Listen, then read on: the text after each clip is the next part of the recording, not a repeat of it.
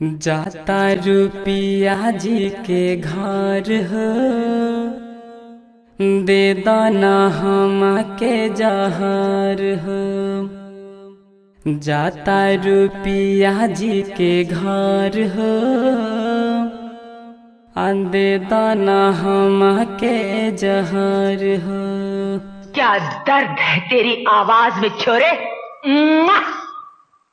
कहते हैं जब ये दिल टूटता है तो आवाज नहीं होती, लेकिन जब ये टूटता है तो कयामत आ जाती है, तूफान आ जाता है, ज़लज़ले आ जाते हैं।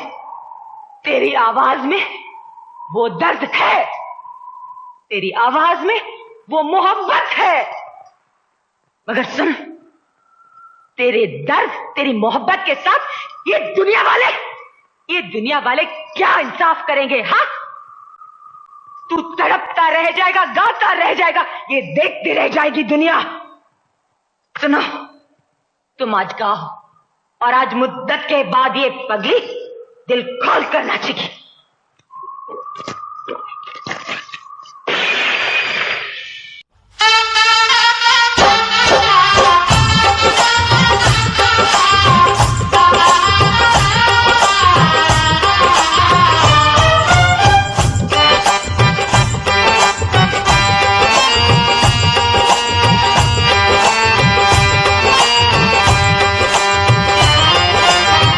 जाता रुपिया जी के घर हो, दे दाना हम के जहर हो। जाता रुपिया जी के घर हो, दे दाना हम के जहर हो।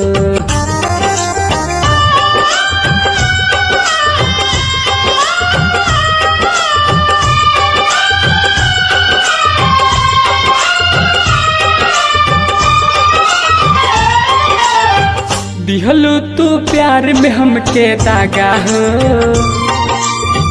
तोड़लू सनहिया के धागा हो।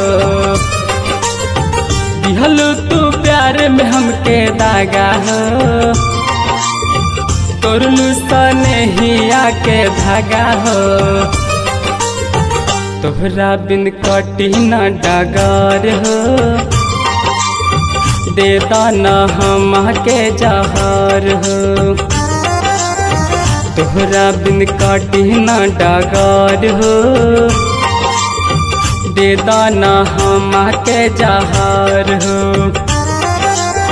जाता रुपिया जी के घर हो, दे दाना हम के जहर हो।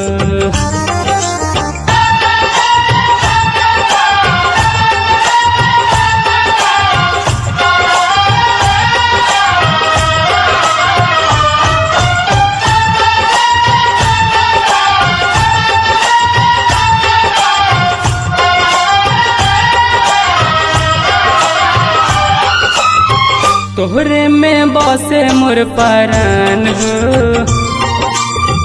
कैसे के जियब बोला जान हो। तोहरे में बसे मोर परान हो, कैसे के जियब बोला जान हो। कई दिहलो जिंदगी बर्बाद हो, कैसे के जियब बोला यार हो। कई दिहलो जिंदगी बर्बाद हो, कैसे के जियब बोला यार हो। जाता रुपिया जी के घर हो, दे दाना हम के जहर हो।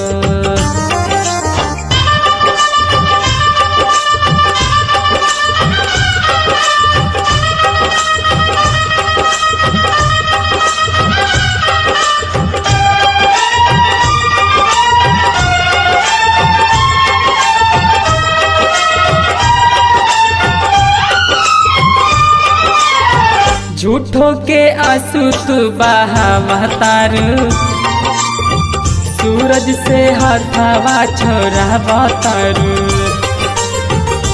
आँखों के आंसू तू बहावा तारू, रवि से हथावा छोड़ावा तारू।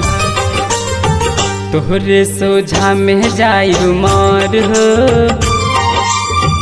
दे दाना हम के जहर हो। तोहरे सोझा में जाई मर हो,